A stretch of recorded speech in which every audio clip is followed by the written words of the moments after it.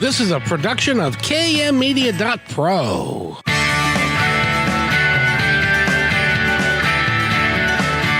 Welcome back to Positive Talk Radio. Our goal is simple: to explore evolving ideas one conversation at a time.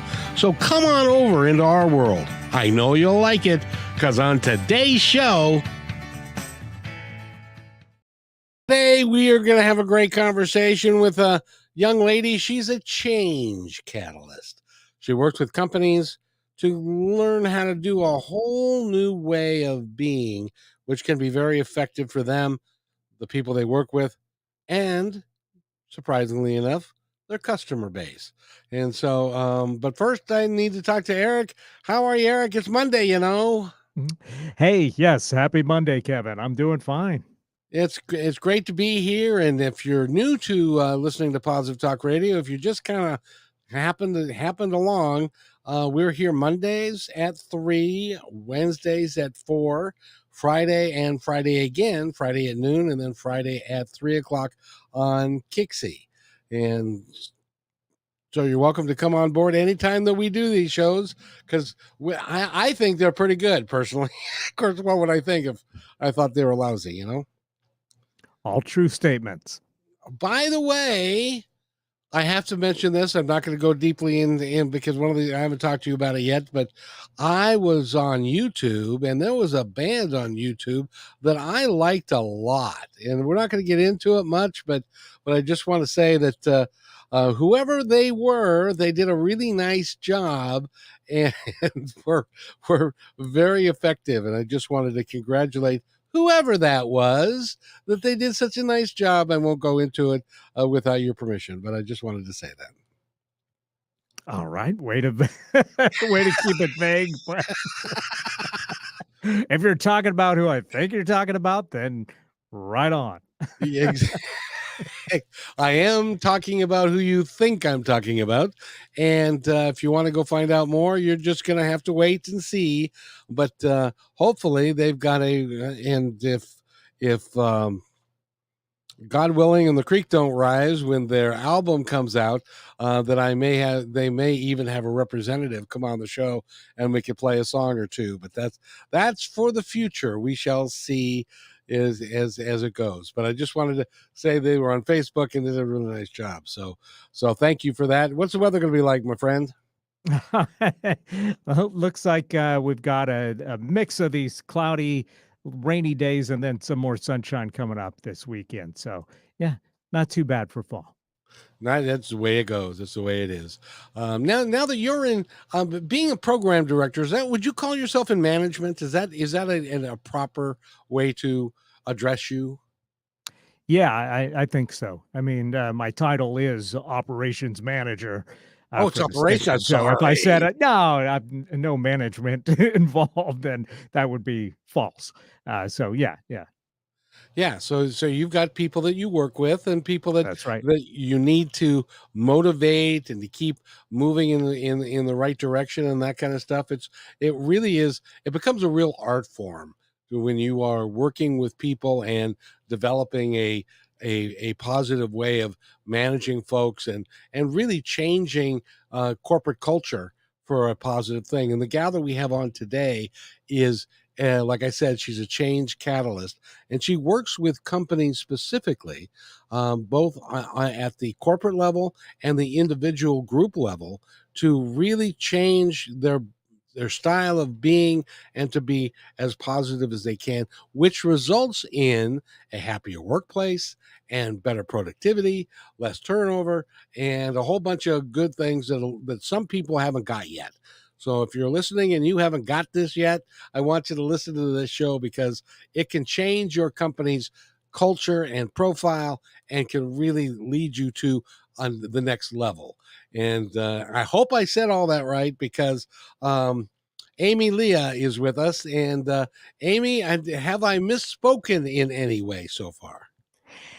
You've not misspoken, not at all. I think there'll be more to add to what you've said, but yeah, fundamentally, I work with organizations that really want to create workplaces that are diverse, that feel inclusive, where everybody shows up and feels like they're doing meaningful work and that they can be who they are at their core when they walk through those doors. On the face of it, you would think people that are listening today, and if you are in management and you're listening to this today, you would think that everybody says, "Well, gosh, isn't that how everybody operates?" I mean, that sounds so good and so good for everybody, but fact of the matter is, there are lots of company cultures that do not they may say that, but they don't necessarily follow up on it. Has that been your experience? Yes, and I think we're coming into a chapter of the world where employees are asking for more authenticity. Like, people are done with words coming out of people's mouths, especially managers and leaders, but no action behind that. And it takes a lot of work, a lot of inner exploration for those leaders to see how it is they're being misaligned, I think, with the messaging coming out of their mouths. And we know that there's record number of people still leaving their job. Recruitment, retention is a major topic for all organizations. All HR, human resources departments are heavily focused on that today. And so if organizations can really listen up to this conversation, and get some tips for how to move going forward, they'll find a lot more ease in being able to retain and also just have more joy in their own day-to-day lives, because that's really what life is about, you know? It's interesting. I was in the food service business for many years, and I was a district sales manager, but I was a salesperson and had people I was working for. The interesting thing to me was in that particular business, I can't speak to all of them, but in the ones I've been involved with, large corporations and food service corporations and other things, what I've found is that people who get promoted into management, as an example, we had guys that would get promoted into a management position who were a really crackerjack sales guy. He could go out and he could sell iced Eskimos. He was just wonderful.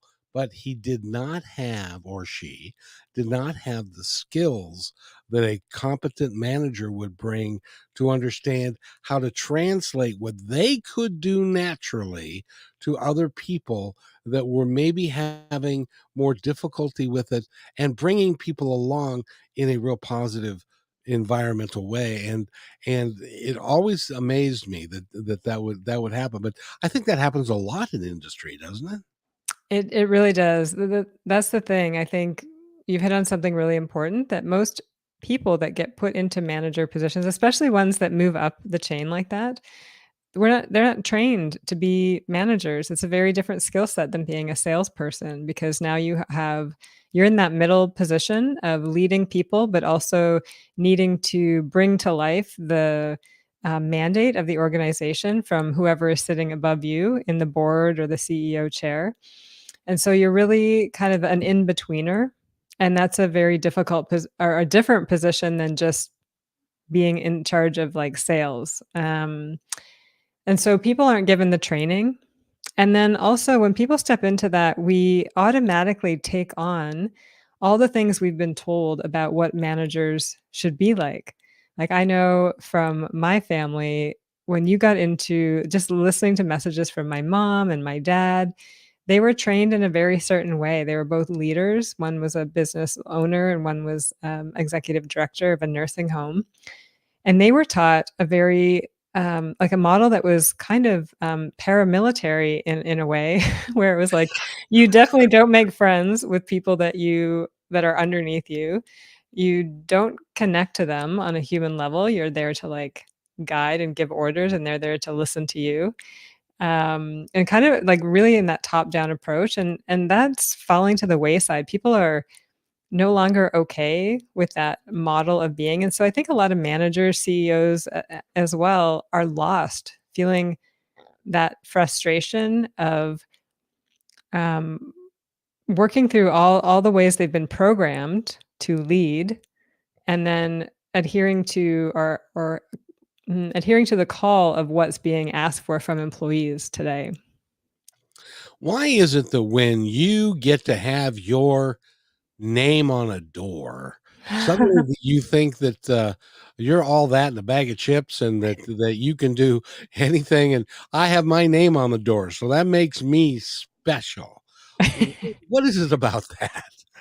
Oh gosh. Well, I think we all wanna be recognized, and I mean, I have definitely fallen into that as well. I've crawled up ladders and become managers, and then all of a sudden there was ego present, and I suddenly knew more than people that were around me, and there's like a power trip that goes on, and I think if we're not aware of that and keep that in check, then we can actually create a lot of harm in the culture of the organization. I think the simple answer is, Kevin, that it's just like a natural human instinct, um, that happens, and it's kind of a way to protect yourself, to protect that part of you that doesn't know and doesn't actually feel comfortable in that leadership position, and the ego can come in and kind of cut off those human ties to make your job easier in some degree. But we really need to get that in check if we're gonna manage effectively. Because and part of it's fear, isn't it? Oh, That yeah. they're thinking, ah, uh, I don't know I don't know what they think I should know, and so I've got to. If I don't know what I'm talking about, I've got to say whatever it is forcefully, so that then they will believe that I know what I'm talking about, even if I don't. Exactly. That's yeah, you really hit the nail on the head there for some people. Mhm. So, and the funny thing is that you could be standing in a room with a bunch of people that are reporting to you, and you can see the look in their eyes that this guy doesn't know what he's talking about, and, and then they do the worst possible thing, which is, all right, well, that's what he said. I'm not going to listen to him. I'm going to do what I want to do and the way that I want to do it. And that is very bad for a company that is all trying to all work together for the common good of all, I would think. Yeah, or you also have people on the other end that will just do what they're told and, but maybe not giving their gifts, like contributing their wisdom into the conversation and the outcomes. So I think that this does go back or what this is bringing up for me is this whole concept of vulnerability in the workplace, which traditionally hasn't been accepted. It's not acceptable to be vulnerable or admit that you don't know or open up the door and ask for other people's opinion because, you don't have the answer. But there's a culture in a lot of organizations where that's simply not okay. And so it's not so much the individual all the time that gets into these positions, but it's them following the existing culture that says, you're the leader now, therefore you must have all the answers and not be open to other people's input. And in this context that we're living in right now, where diversity, equity, inclusion is on the forefront of so many organizations' minds, at least in Canada, but I know that's true in the United States as well, that um, that creating spaces for diversity and inclusion means creating spaces where all voices are heard, are considered, where people can input their own ideas into the direction of the company or new ideas for innovation, etc. And if we don't have the skill set as leaders to be able to be open to that, which means saying, I don't know, and I would love your insights, then we're going to be in real trouble and we're not going to make much progress on diversity, equity, inclusion in our workplaces. And right now, with the way everything is, with the grand resignation or the great resignation, and with how people are responding to job satisfaction, keep in mind that pay is not the number one thing. Pay is like five or six or seven. The rest of it is, am I making a difference? Am I being appreciated? And all of those things. It's interesting. when I was a general manager of a restaurant, and because it was a real physical thing, and I had to get out and bus tables or wash the occasional dish and stuff like that. I bought what they called at that time, I don't even know if they make them today, wash and wear suits. Where if you could take it, and it was a full suit, but you could take it and put it in the washer and dryer, and it would come out pressed and it would look fine. And so one day I was with my district manager, who was my boss, and I said to him, as well as several employees that were around, I said, "How do you like my suit? It's wash and wear. I just put it in the washer and stuff." And he pulled me aside and he said, "Don't you ever do that again." And I said, "What do you mean?" And he said, "You are the boss. You are in charge. You don't want to show weakness or anything like that to your employees because they won't respect you." In my management career, I found the exact opposite to be true. Is that true? Yeah, absolutely. I think you just pinpointed a very common kind of old school model of leadership that is still very prevalent today, even though I say old school. And absolutely, people want to know you. People trust people that they know. And when you don't have trust between you and your employees, you're not going to get very far. There's a book that's written like progress moves at the rate of trust or something like that. And it's very true. So when you can be a real human being and not all high uppity on your horse, you're creating connections with people, and that will allow them to be more loyal to you, more willing to follow you wherever you go. It's just so important. And as you said earlier, with the Great Resignation, people want to join communities, not organizations, and they want to be part of something that they feel like they belong to and can contribute to. And when there's a lot of ego at play and there's not a lot of room for people to show up with their own authenticity, because if you're not being authentic as a leader, you're not giving permission for anyone else to be authentic. People don't want that anymore. Yeah, it's a great example. No, And I love that suit. Like, do those still exist? I don't know. I went to Men's Warehouse and I said I'm in the restaurant business and it's a dirty business. And he said, "Well, you might consider this." And so I did, and I bought a couple of them. And they worked out really well. By the way, if you would like to talk to Ame-Lia, you can go to humconsulting.ca, and that's not com, it's .ca, because she's in Canada. No, she's in Canada. I know how to say it, honestly. And um, if somebody is if somebody is a CEO or as a manager and they're finding they're not having success, and so they call you, how are you going to give us some tips on how you're going to help them become more successful at actually managing a company? Yeah, great question. For me, everything starts with the inner work. I believe Gandhi was a huge inspiration to me growing up. I actually went to India when I was really young because I was so inspired by that saying, right? Be the change you want to see in the world. Yeah. Well, the quote was actually that was like the bumper sticker version of it. It's actually much deeper and much more profound, but it essentially says that the outer world is a reflection of our inner world. And I think that applies for leadership and organizations as well. So, what you see around you in your employees, in the amount of distrust, in the amount of conflict that is going on, in the amount of apathy that is present, is somehow a reflection of what's going on within you. And so, with leaders, I always start with the inner work. And I actually have a 5-day retreat and also some other programs where I take leaders and we get to go inside and just ask themselves, like, what are their primary beliefs about leadership? Where did those come from? And are those working still? Like, what's the real impact of behaving in a way that says, as a leader, I must know everything, which is actually the opposite of what real leadership is. Leadership is surrounding yourselves with people who know more than you and then being able to tap into that wisdom. So we do a lot of inner exploration.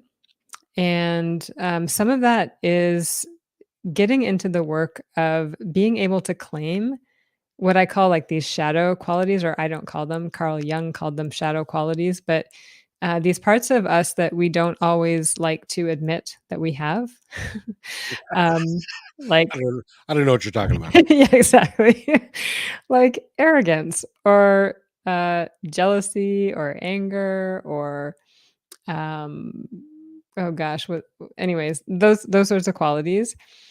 When we walk around the world and we ignore those, we actually end up projecting them out into the world. Like insecurity is a good one for a leader. So if we can't admit that we're actually insecure, that's actually the signal that we give off, and then people respond to that. If you're coming across as insecure, but that's coming out of you as like domineering and kind of authoritative, people pick up on that, and then they don't feel safe around you. Like we said, it's like it kills trust in your organization.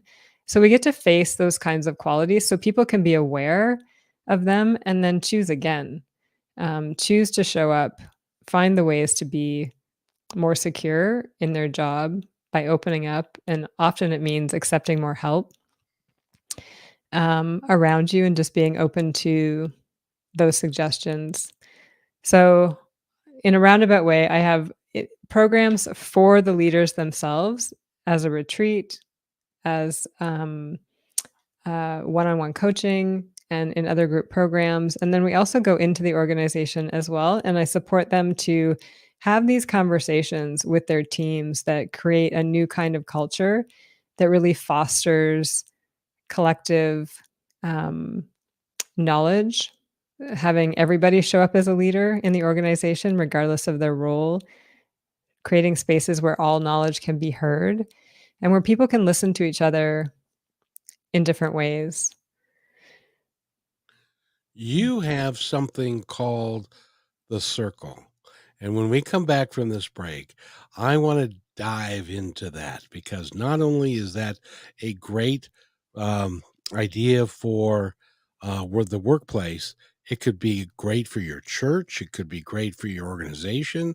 It could be great for a group of friends that are just getting together and trying to understand life and how to negotiate it well. And it's called the circle, and she's an expert. So we're going to pick her brain when we come back from this break. You're listening to Positive Talk Radio right here on KKNW 1150 AM. Do you need to boost your sales? Join our partnership program. Each quarter, we promote 10 partner businesses. What will you get? The company will produce one 30-second video for your business. Your website links on positivetalkradio.net and kmmedia.pro. One dedicated podcast or radio show per month. One video Instagram reel. One YouTube short. One 60-second clip for social media taken from your interview, and at least one commercial airplay per show. All podcast and video commercials are within the fabric of the show and will remain in the show forever. Visit kmmedia.pro to book a consultation today.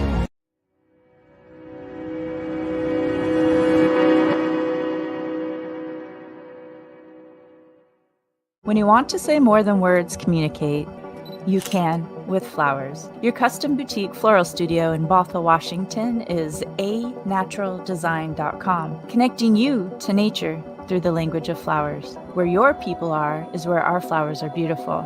Your success is our goal. For being our appreciated listener, you can use promo code PTR20 at checkout to receive 20% off your order. anaturaldesign.com at your fingertips today. We believe in the power of telling your stories. We want to help yours be seen and heard. At the Pacific Northwest Collaborative Magazine, our purpose is to connect you to your community. Let's begin by celebrating the accomplishments of local artists featured in this brand new digital magazine. Here, you can learn about opportunities to creatively come together and support our local community and neighbors through the gift of art and service. If your business or organization would like to take part in this magazine, message us on Instagram at pnw.collab. You can download our free digital magazine at KM Media Pro today. Thank you to our dedicated fans. We are updating our live on-air schedule to make it super easy for you to hang out with us 5 days a week, Monday through Friday at 3 p.m. Pacific Standard Time. We broadcast on YouTube, Facebook, and live on Fridays with Kixie 8:80 a.m. Seattle Live. You can find our library to binge all the podcast platforms. We can't wait to see you at 3 p.m. Monday through Friday, starting September 4th, Labor Day 2023.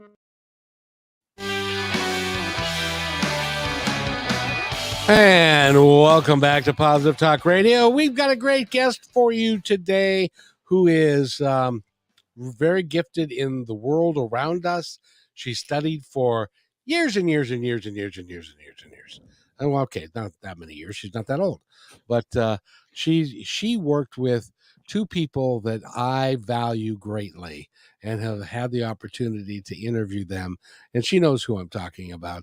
That would be Gary Zukav and his lovely wife Linda Francis. And they worked together for a period of time. And he really is a marvelous soul. For those of you who don't know who he is, he was he wrote a book called Seed of the Soul, and Oprah, maybe you've heard of that one. Oprah Winfrey got a hold of it, and she put it on her must-read book club, and he sold a bunch of copies. He was on her show several times because she was so taken with his message, and they've just done some great works, and you have followed them and you worked with them for a period of time, didn't you? I did. Yeah. Thanks for bringing Gary and Linda into this show. They really changed my life and came into a part of my life where I was in a really dark time. So I lived a lot in a very similar way in my life, doing a lot of blaming, pointing fingers, telling everybody that was important to me in my life that they were at fault for how it is I was feeling. Some people listening might be able to resonate with that. Most of us.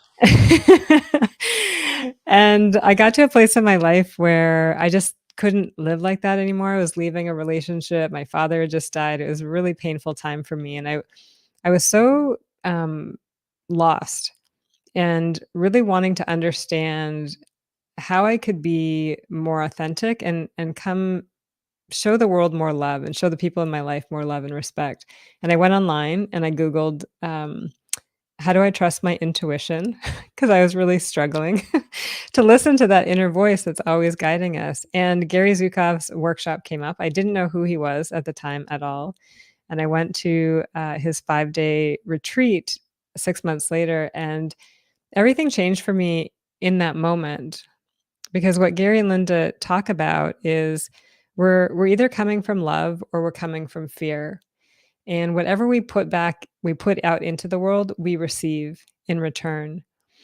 And when they taught me these lessons, it was actually quite painful because I had to, in that moment, take responsibility for everything that I was creating in my own life and the pain that I had caused other people that I really cared dearly about.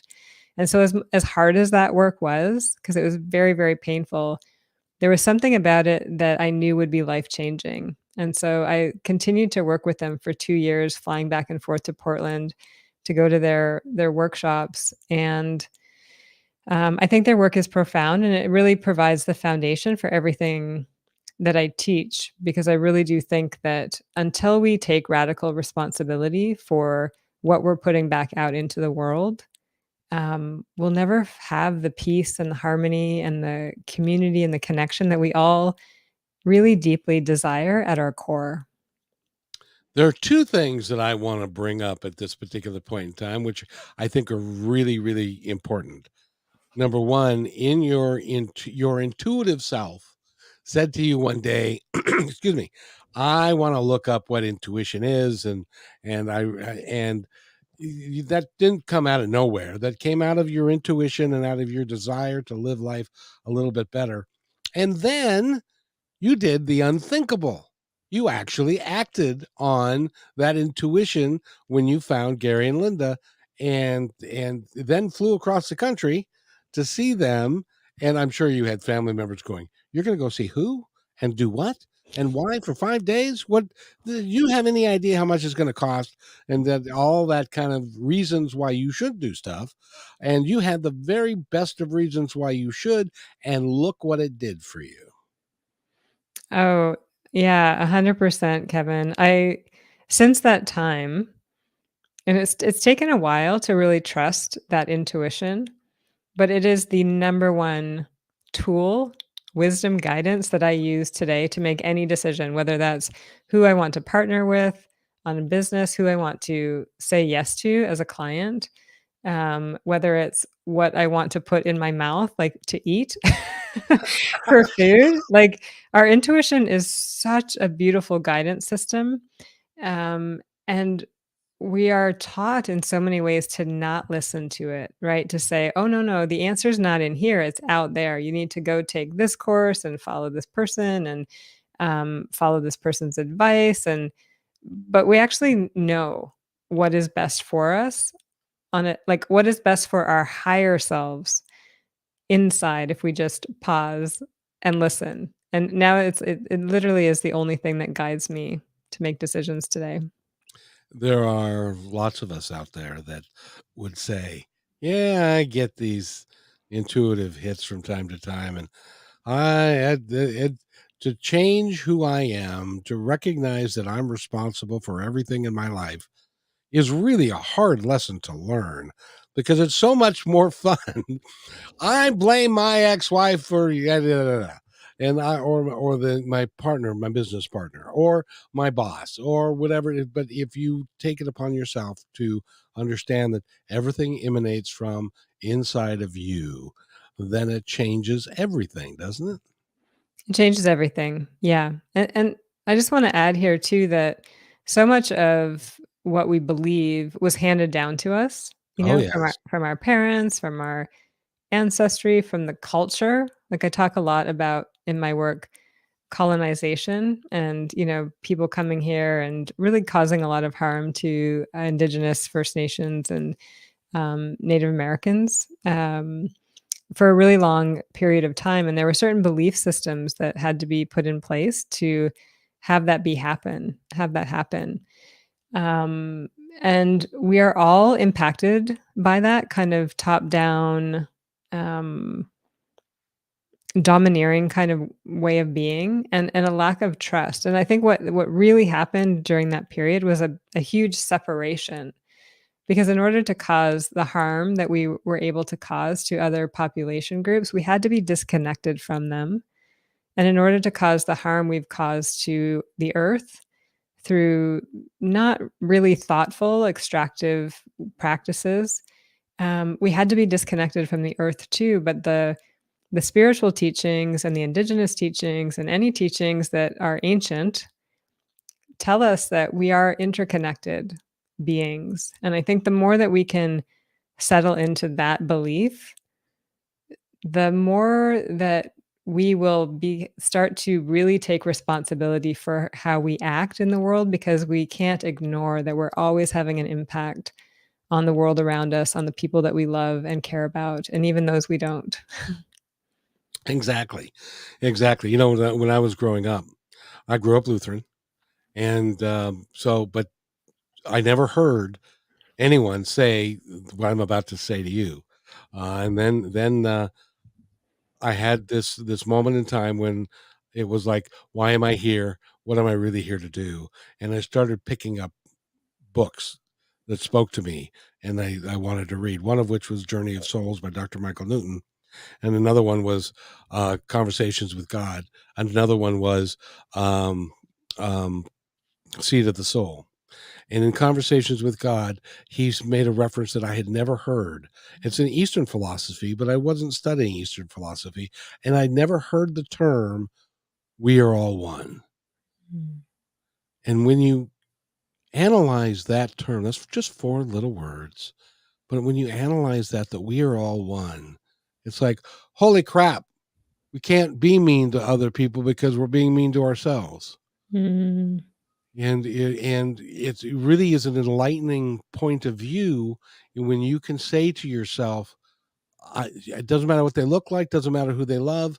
We're all one. We come from the same place. We're going back to the same place, and it's our job to treat each other with the utmost respect, faith, kindness that we can, because that they're our brothers and sisters, whether we want to admit it or not. Do you agree with that? Mhm. Yeah. 100%. And it is not the messaging that me as a white person have been given my life. I think most other cultures in the world actually have a belief of interconnectedness and even use terms like brothers and sisters and cousins and aunties and uncles. That was not in my dialect, like growing up. And so I learned a lot from traveling around the world and getting to work with other cultures in terms of these ways of being that are really quite, there's a comfort in that. When you walk around the world and see everybody around you as a relative, including the trees and the plants, like there's safety in that. So much so that it doesn't matter necessarily so much what your reality is, because you've got all these folks around you that are your relatives that love you deeply, even if that you're not necessarily seeing that or they don't necessarily know about it. Yeah. We, I interviewed a gentleman not too long ago who lived in Dubai for a number of years, and my thoughts are, well, it's the Middle East. I mean, it must have been dangerous, and he told me about the time that he was going to buy a car, and the cars were expensive. He put the money into a briefcase. He said it was about $100,000, and he carried the briefcase to the car dealership, gave him the money, got the car, went home, and he was scared to death the entire time. And until the on the way back, he mentioned that to the taxi driver, and he said, "No, that's how we all are. Everybody carries money around. Nobody steals from anybody because it's not them. It doesn't belong to them."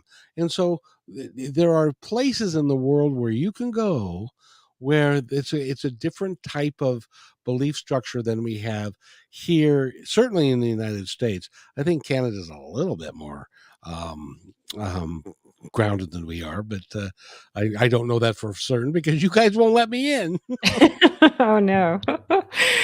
Well, I think it's a good point, and it's really media.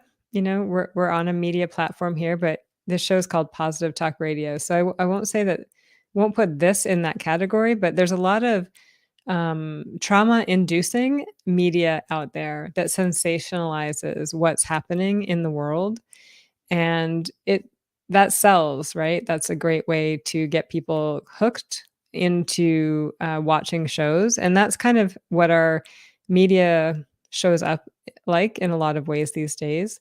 But it skews the reality of it all, where we're seeing like 2-3% of what is actually going on in the world.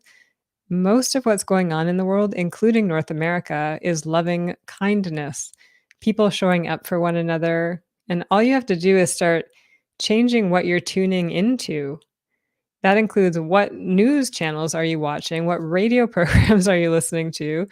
And what are you looking at when you walk down the street? Are you tuned into the positive acts of kindness, or are you tuned into everything that is going wrong in the world? And whatever you're tuned into, you're going to receive. So it really, again, talking about personal responsibility, that comes back to each of us as individuals to say, what is the world that I want to live in? And then making the choice, taking the action, like you said, to live in that way. It is an important thing for all of us to remember. And I a lot of us have things happen in our life and experiences that we get to have that help us understand those things. Like Mhm. I was a bus driver for 12 years. Well, being a bus driver, I get to talk to the bottom third or bottom we called it the bottom 3% of homeless people, drug induced, a lot of negative stuff, but they're just people. They're doing the best they can. And if you accept them as who they are as a human being, came from the same place, that you are their brother or their sister, and then it puts a different light on it. And one of the things that you do to put a different light on it is you have something that you call the circle. Can we talk about that? Yeah, great. I was just thinking about that as you were sharing. Yeah, the circle essentially brings everything we're talking about to life real time. So, if you have an organization where there is lack of engagement and there are maybe a lot of conflicts going on and just a lot of disruption that is interfering with the cohesive culture, one really effective way is to start gathering together in a different way. That's not your typical board meeting or the person up at the front and all the other people sitting watching, but where you actually physically sit in a circle. No tables in front of you to create that barrier, but chairs. It mimics sitting in a circle, which is actually um, inherent in all of us. If we go back to in all of our ancestors, like hundreds of thousands of years ago, they all started gathering around these fires. And that's where community was formed. They shared stories. That's where governance structures were formed. Safety, food was created. And it was a way of being, but we've moved so far away from that.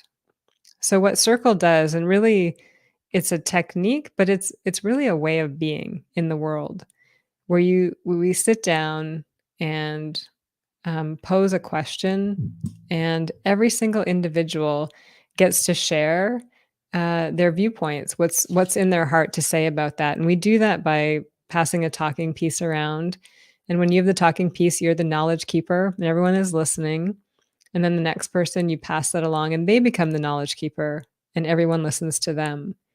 And in sitting in this way, there's a number of things that happen. But first of all, you get to understand what you know because nobody is interrupting you in that space, cutting you off, giving you advice, doing how we do in these one-on-one conversations all the time. And so you actually get a full thought out of your body, which is like miraculous in so many ways. And then as you're listening to other people's stories, you're actually learning about yourself in that journey. And what you find is that you're not so different from each other, that we have so many threads that connect us more so than what keeps us apart. And that's the beauty of circle, that diversity is able to be there and not feel threatened, that you can reestablish your interconnectedness and how similar you are. And you get to know yourself deeper because you actually get to the space and time to tune into your inner wisdom. And what happens in these circles, I've been in a couple. They are, first of all, if you have the opportunity to be in a circle, please, please, please do it. Because I'll tell you what happens is if you have if it's your turn to talk and you have something that's on your heart, maybe it has to do with your child or your relationship or your work life or whatever it is, and you are open because see everybody that's in that circle is opening to you, and they're not looking for a reason to dispute what you're saying or to argue with you. They're working diligently to understand what you're saying, why you're saying it, and then that's when profound wisdom comes out. Do you find that? That was my experience. Is that normal? It's absolutely normal. Yeah. And I mean, I've been hosting these for years and it's still, I'm in awe every time I get to sit in circle and see that unfold for people. Yeah. If we have time, I'm happy to share these 3 agreements that we hold. That might be a nice tool for people to take away. Let's do it. Okay. Oh, but first, I wanna make sure that Ame-Lia is our guest, and go to HUM consulting.ca, and you can talk to her, and they do things worldwide. So you'll be able to invite her into your organization, and she doesn't even have to physically show up. She can do it all online, which is beautiful these days. Anyway, go ahead. What are the 3 rules? Yeah, and so I call them agreements because rules, I don't know, for me, I kinda like, "Ugh," feel like I'm back in grade school with a ruler. The three agreements. 3 agreements. So these, when I'm working with a group long term, we co-create agreements together. But these are great ones when I come in and I'm doing a talk or just running a half-day workshop, for example. And the 3 agreements are invite in curiosity, keep stories sacred, and radical acceptance. So I'll just explain them briefly. So first of all, when we sit in circle, we invite in curiosity. Like you just said, everyone is there to just be curious about what wisdom does that person hold. When curiosity is present, judgment cannot be there. So anytime you are feeling judgment, people are listening. If you can remind yourself to like, oh, how can I be curious in this moment? Like, first of all, why am I being judgmental or why am I reacting so strongly? And how can I be more curious about what this person is saying or what their opinion is? For example, I wonder how their life experience is different than mine that is leading them to have this different view, you know? So that's number 1. Number 2, keep stories sacred. It's like when you're sharing with somebody, and I know we're talking about circle, but you can use this in any one-on-one conversation. Listen to them, like, and keep their stories sacred. So it's when somebody is sharing with you, you're really holding that space for them to share, and you're not going to be passing this information along to other people. It's so sacred when people can just be vulnerable and honest with you and know that their story is going to stay there. But to keep the story sacred, you need to listen to it. So stop interrupting, stop giving advice, stop coaching people, and just create space for them to share. It's so healing when we do that. And then the third one is radical acceptance. And that's really radical acceptance for you and how you are in that present moment, but also radical acceptance for who the other people are and their life experiences, knowing that we're not here to change ourselves or them, but can we just be okay with the current situation as it is? And these 3 principles, I use them everywhere, and they're brilliant for really showing up and creating conversations where I can deeply connect with whoever is in front of me, regardless of how different we seem on the outside or how different our opinions happen to be. You know, it's interesting, and I love to focus on judgment if I can, Mhm. because if you are in a state of judgment, you are no longer listening. Yes. When you are no longer listening, you have already formed an opinion that may or may not be based in fact. It may be based on the story that you told yourself, or your mom or dad told you this story years ago. And so you lose the opportunity to learn when Yes. you are in judgment of people. Is that a fair? I believe that firmly. I love that. Exactly. It's so interesting when we start to pay attention. I do this exercise in my workshops where I get people to talk for like they pair up. One person just shares something going on in their life for 5 minutes. The other person, all they're doing is observing all the thoughts that start coming up for them during this 5 minutes that they're just sitting there and listening to this person. We are constantly interpreting other people through our past experiences, stories, whatever. Like we're making up stuff all the time. And so to be able to acknowledge that and then just keep calming the mind, coming back to curiosity, be present, like that it takes work because we're not, we mostly have been going through our life just interpreting everything through old stories like you said. So yeah, it's absolutely true.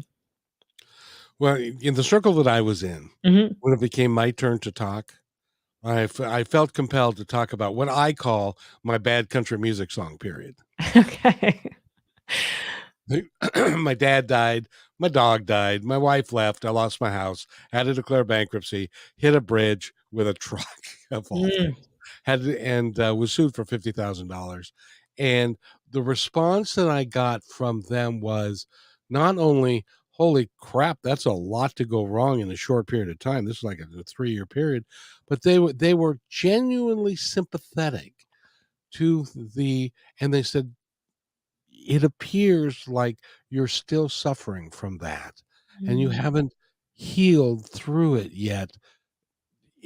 because of your body language and how you're acting. And so they were very kind and very, very loving. And it actually helped me move the process along because I was getting validation that I hadn't given it up yet.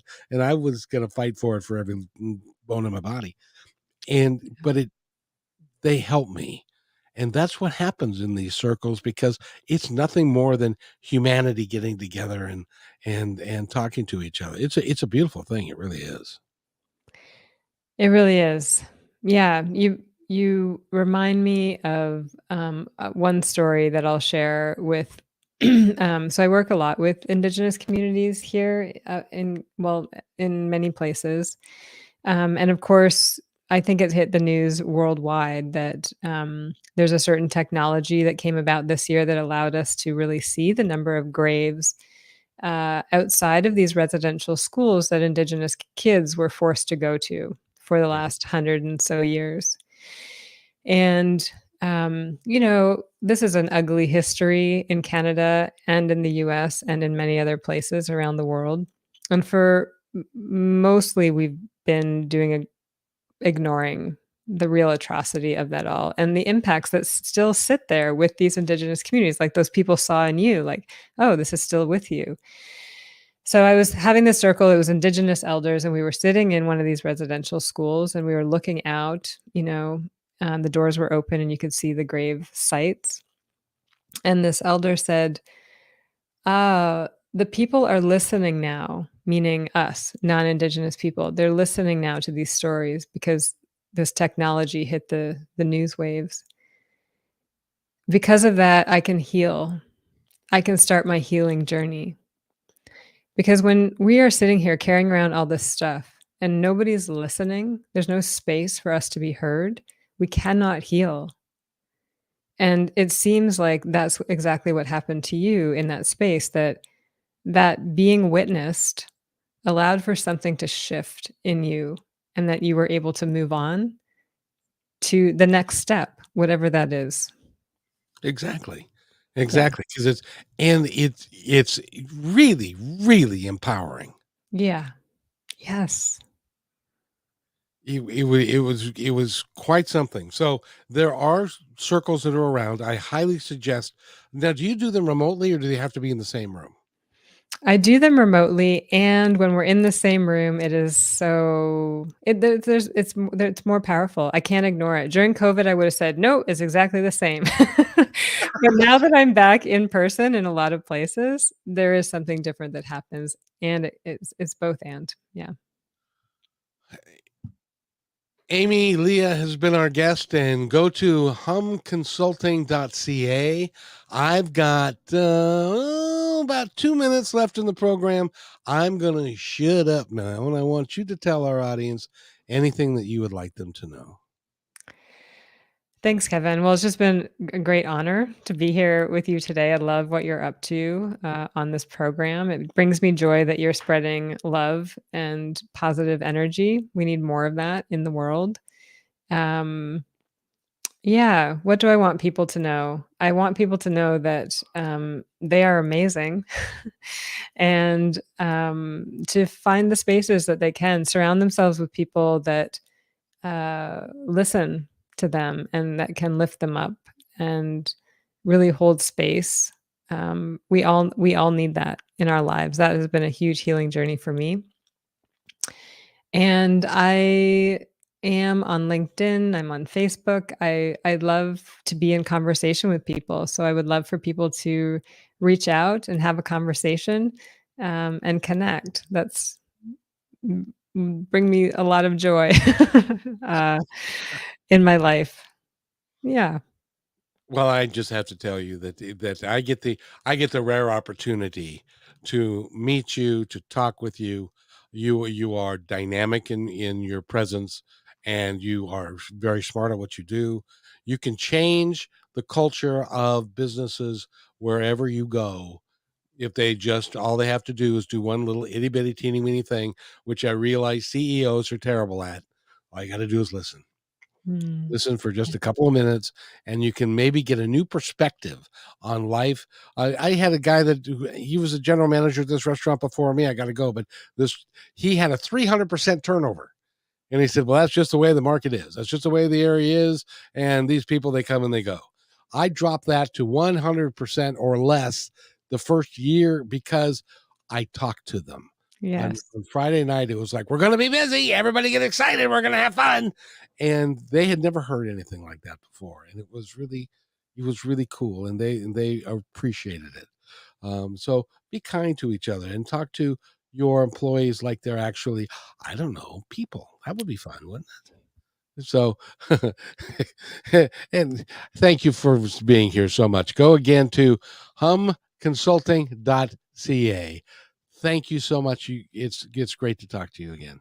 And you're coming back, right? Absolutely. Thanks, Kevin. Because we ain't done yet. We got more to talk about. And by the way, do me a favor, please. Do yourself a favor. Be kind to one another because each other's all we've got. We'll see you Wednesday at 4 on KKNW.